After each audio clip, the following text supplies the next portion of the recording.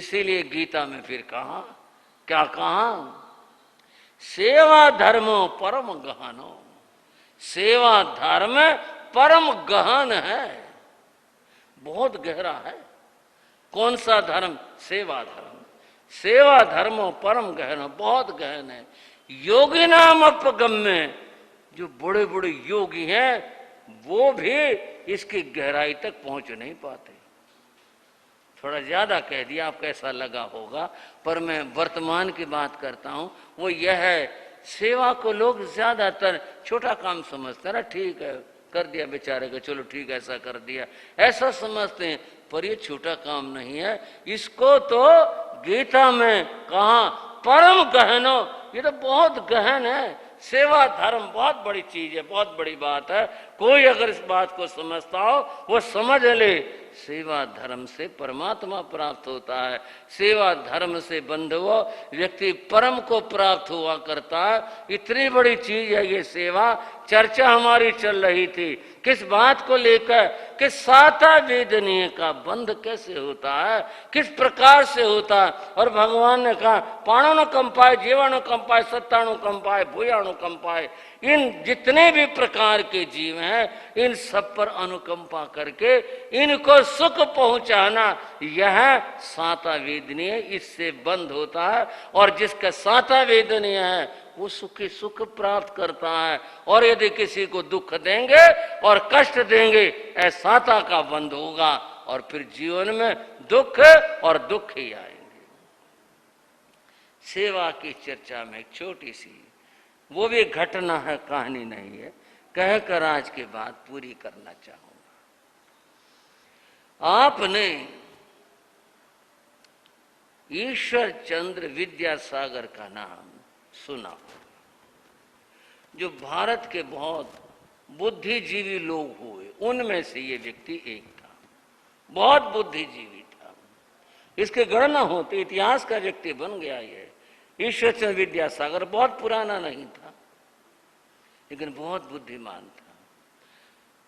समय रहा ये कलकत्ता यूनिवर्सिटी में प्रोफेसर भी रहे, लेखक भी रहे, बहुत बहुत विद्वान आदमी था। पर जीवन है ना, ऐसा भी समय था कि जब इनकी मां ने मजदूरी करके इनको पढ़ाया था। हालात खराब थे, पिता का देहांत हो गया था। मां ये सोचती थी मेरा बेटा पढ़ ले, तो वह मजदूरी करके आती थी घरों में, कुछ कमाती थी, बच्चे का पेट भरती, अपना पेट भरती। और उस जमाने में जो भी स्लेट, कॉपी, पेंसिल ये साधन थे, ऐसे जुटाया करती वह, और भावना एक ही थी मेरा बच्चा पढ़ ले। और आखिर वो पढ़ गया, योग्य बन गया। जब वो युवा हुआ, बंद हो, तब की घटना है। विद्यासागर किसी दुखी को देखते तो वो उसका दुख दूर करने की कोशिश करते। कभी कभी तो यूं भी होता था कि तनख्वाह मिले और कुछ लोगों को हाथ तो वही पसारेगा जो जरूरतमंद होगा बेचारा, कि आज इनको तनख्वाह मिले तो रास्ते में मिल जाते, और घर आते आते इनके पैसे बट जाया करते। और ये किसी को मना नहीं करते थे, क्या चाहिए भाई, भोजन चाहिए, कपड़ा चाहिए, क्या चीज चाहिए, किसी को पैसे, किसी को वस्तु, ये दे देते थे। इनका मन ऐसा था, इतना दयालु था, इतनी करुणा थी, किसी भी व्यक्ति को ये मना नहीं करते थे। इनकी शोहरत को सुन करके एक बार इनके घर पर एक ब्राह्मण आया, मिला। विद्यासागर ने उससे पूछा, कहो विप्र देवता कैसे आना हुआ? मैं कुछ उम्मीद लेकर आया हूं। बोलो क्या बात है? मेरी लड़की की शादी है, मेरे पास में व्यवस्था नहीं है, आपकी बड़ी मेहरबानी होगी, आप कुछ मेरी सहायता कर दो। अच्छा बैठो। उन्हें बैठाया। उस समय विद्यासागर के पास कुछ देने के लिए ऐसा थोड़ा बहुत तो चलो, लेकिन जिस उम्मीद से आया है वो देने के लिए था नहीं कुछ। दिमाग लगाया, सोचा क्या दिया जाए, कैसे करूं। उनकी मां, संयोग है ये या घटना बता रही है, उस समय सोई हुई थी। उनकी नजर पड़ी, उनकी मां के हाथों में सोने की चूड़ियां थी। और ये चूड़ियां सोने की तो थी, सुन भी लिया आपने, मैंने कह भी दिया, पर ये तो बहुत भारी थी। भारी का मतलब वजन से नहीं, जैसा कि भारतीय परिवारों में होता है कि जब पति गुजर जाए तो फिर वो, हाँ, वो उस तरह की चूड़ियां थी, दी थी। विद्यासागर के मामाओं की ओर से आई हुई थी वो चूड़ियां थी। घर की तो स्थिति नहीं थी उस समय में कि वो कुछ अच्छे आभूषण बनवा सके। विद्यासागर ने कहा, एक और मां की ये चूड़ी है, एक और वो याचक है, क्या हो। आखिर उसने फैसला कर लिया कि वो मां से चूड़ी मांग ले। उसने मां को जगाया और मां से कहा, मां एक बहुत जरूरत आ पड़ी, ये चूड़ियां दे दो। अच्छा बेटा, ऐसी जरूरत आ गई। उसने भी ये नहीं पूछा क्या मुसीबत आ गई, क्या बात होगी, ये कुछ नहीं पूछा। और उसने चूड़ी उतारी, उतार के उसको, ले बेटा अपना काम चला। चूड़ी विद्यासागर ने ले ली, लेकर जाकर बाहर बैठे हुए इस ब्राह्मण को, विप्र देवता को दे दी। उसने धन्यवाद किया, उसका तो काम इसमें हो जाना था। जो भी स्थिति रही होगी उस जमाने में, वो तो लेकर हर्ष के साथ चला गया। विद्यासागर घर में आए, थोड़ी आंखें गीली थी, हाथ जोड़ के माँ से बोले, माँ चिंता मत करना, समय आएगा मैं आपकी जो कहोगे ना वैसे बनवा दूं। कोई बात नहीं बेटा, मैंने इसलिए नहीं दी है कि तू फिर बनवा, जो भी तूने करना वो समय बताएगा, लेकिन मेरे मन में कोई दुख नहीं है बेटा, तेरा काम चल गया, बस मैं तो यही सोचती हूँ। समय चक्र आगे चला, समय आया, ईश्वरचंद्र विद्यासागर की स्थिति बहुत अच्छी हो गई, बढ़िया हो गई। एक दिन उसने अपने माँ से कहा, माँ एक बात आपको याद है क्या बेटा, मैंने आपसे सोने की चूड़ी ली थी। अरे बेटा क्या तेरी तो थी, और क्या है ये घर की चीजें हैं। नहीं माँ वो याद करो। बोले फिर क्या बात है। बोले आज तेरे बेटे की वो स्थिति है, आप जो चाहो और जैसी चाहो वैसी बनवा लो। माँ ने सुना, चुप हुई। बोली अच्छा अब तेरी स्थिति ठीक है। बोले माँ देख ही रहे, अब तो अपने मौज है सब बातों की। तो बेटा अगर ऐसी बात है तो खाली चूड़ी ही देगा या जो मैं कहूं वो देगा, जो आप कहोगे। खाली ये नहीं गले का बनवा लो और बनवा लो आभूषण, जो बनवाना हो। बोले नहीं मैं 3 आभूषण तेरे से बनवाऊंगी।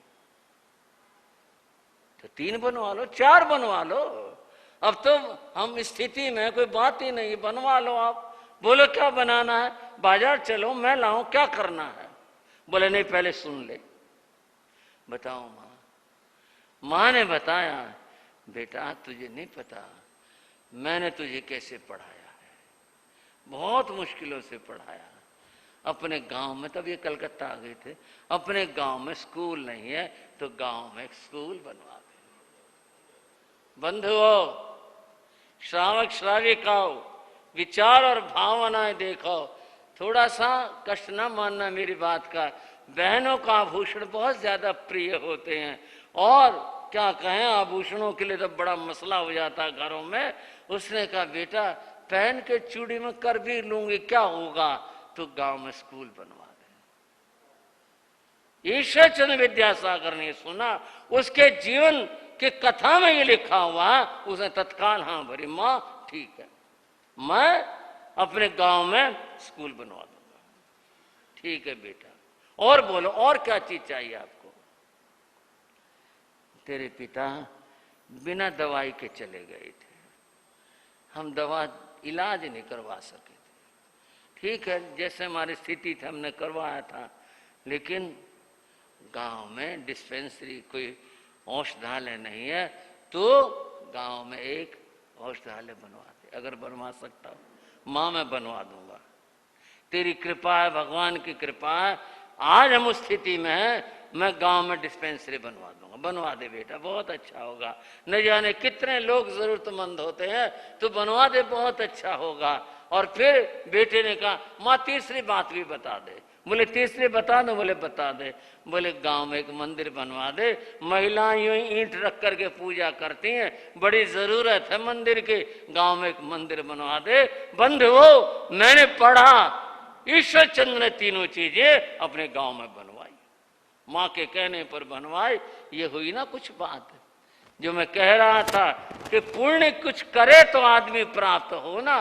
कितनी बड़ी उदारता की बात, कितनी ऊंची बात है कि उसने तीनों चीजें अपने गांव में बनवाई। एक बार एक भाई ने मेरे से पूछा, दिल्ली में रहते हैं, कोई निंदा नहीं किसी की, मैं तो घटना के बारे में यूं कहना चाहता हूं, कुछ प्रेरणा है। बोले महाराज हमारा गांव में मकान पड़ा, क्या करना चाहिए? मैंने कहा गांव में मकान पड़ा? बोले हाँ जी मकान पड़ा, क्या करना चाहिए? मैं बोला एक डिस्पेंसरी बनवा लो गांव में, कम से कम तुम्हारा, तुम्हारे पिता का, सबका नाम होगा, बड़ा अच्छा होगा, गांव के लोगों को औषधि मिलेगी। और तुम यहाँ दिल्ली में पूरी तरह से समर्थ हो, सारी बातों की मौज है, एक डिस्पेंसरी, दवाई पुगाना कोई बड़ी बात नहीं, एक डिस्पेंसरी बनवा लो। अच्छा महाराज बात तो अच्छी है आपकी, सही है, अच्छा करेंगे सलाह, लड़कों से सलाह करेंगे। बात आई गई होगी। काफी दिनों के बाद में एक दिन मैंने वैसे पूछ लिया, महाराज इसका क्या हुआ मकान का? बोले महाराज मकान तो बेच दिया। माँ कितने बेचा? उन्होंने जो बताया, कभी आप मेरी जोड़ो भाई महाराज जी। बोले जी 90,000 का बिक गया, बड़ा मकान था। मगर अच्छा फिर क्या सलाह बने? बोले हमने तो बालकों की माँ का नाम कर दिए हुए पैसे, ये काम करा। ये तो काम कितनी कर लो, सारे परिवार के लिए तो दुनिया काम करती है। बात तो तब थी ना जब कुछ गांव के भलाई के लिए कोई काम होता, बात तो थी ना, इसके नाम कर लिए, अपने नाम करा लिए, किसी और के नाम कर दिए, ये तो काम होते हैं। आपने भी कुछ ऐसा बात कैसे लिया? बात गंभीर है सोचने के। इतना बड़ा संपन्न व्यक्ति, एक 90,000 के लिए वो इतने बात बच्चों के माँ के नाम करवा दिए, क्या बड़ी बात हो गई? बड़ी बात होती यह होती कि गांव में एक डिस्पेंसरी बनाते। और बंधुओं, कितने भाई यहाँ भी होंगे, और कितने भाई, मैं तो कई बार इस बारे में चर्चा करता हूँ, गांव से जो लोग आए हैं उनके मकान पड़े हुए हैं, अगर वो अपने मकानों को कोई लोक सेवा का कार्य कर दें, जहां पर डिस्पेंसरी हो जाए, जहां धर्म स्थान बन जाए, जहां पर साधु संत ठहरे, अथवा गांव के लोग उनको ठीक ठाक करवा दें, अपने किसी अतिथियों के लिए कोई प्रयोग में ले आए, कुछ और काम हो, पुण्य का काम हो, कितना अच्छा रहे। पर इधर विचार कम जाते हैं, बस विचार इधर ही जाते हैं, कितने पैसे मिल जाएंगे, कितने पैसे उठ जाएंगे, इसी तरह के विचार होते हैं। बंधुओं, कुछ पुण्य की बात भी सोचा करो, कुछ विचार किया करो।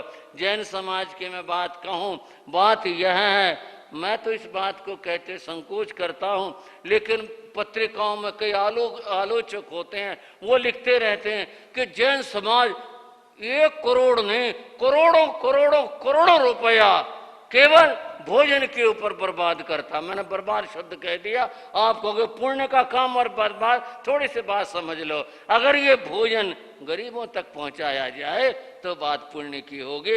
आपसदारी का भोजन तो ठीक है, होता ही है, चलता ही है, ये तो एक दूसरे के लिए होता ही है। अगर गरीबों को भोजन कराया जाए तो बात पुण्य की हो। और ये करोड़ों करोड़ों करोड़ों जो रुपए है, अगर इनसे जैन समाज कहीं कोई अस्पताल खोले, कहीं पर कोई यूनिवर्सिटी खोले, कोई कॉलेज खोले, कितना भला हो, देश का भी भला हो और समाज का भी भला हो, आपके बच्चों का भी भला हो, सबका भला हो। पर ये बात नहीं समझ आती, केवल परंपरावादी हैं, परंपरा को जीते हैं। क्या भाई ठीक, अपने ये सामाजिक व्यवस्थाएं हैं, बस उसी के अनुसार करते हैं। देश के लिए भी सोचो, देश की भलाई के लिए भी सोचो, समाज के लिए भी सोचो, आगे भी बढ़ो, कुछ कदम आगे भी बढ़ाओ, कुछ देश के लिए भी काम करो। बंधुओं, जब हम कोई पुण्य का काम करेंगे तो सातावेदनीय कर्म का बंध होगा और उसका फल सुख हमें प्राप्त होगा। और जब कुछ करेंगे नहीं, बोएंगे नहीं, कहाँ से प्राप्त होगा? बस बहुत है, बहुत ज्यादा कुछ कह दिया आज तो मैंने, कुछ समालोचना पर भी कह दिया, पर मेरी भावना केवल प्रेरणा मूलक है और कुछ नहीं। चर्चा को विराम देता हूं और अब दूसरी चर्चा करने जा रहे हैं। बंधुओं, पाटलिपुत्र राज्य की चर्चा चल रही थी।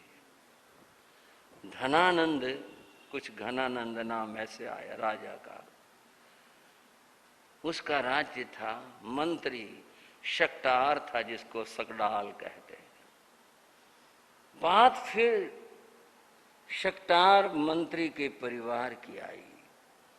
उसके 2 बेटे थे, स्थूलभद्र और श्रीयक। 7 उसकी बेटियां थी। ये सभी बच्चे बहुत बुद्धिमान थे। शकटार बड़ा वफादार, ईमानदार व्यक्ति था। राजा तो राज्य सुख वैभव में खोया हुआ था। उस राज्य की प्रजा की चिंता नहीं थी। सारी व्यवस्थाएं जो देखता था, शकटार देखता था। इसकी एक बात तो कल ये सामने आई थी। शकटार ने राजा से कहा, महाराज, इन अपने राजकुमारों को शिक्षा दिलाओ। ये बात प्रसंग कल आया था। और फिर ये जिम्मेदारी भी शकटार पे राजा ने लगा दी, भाई तुम करो ये व्यवस्था।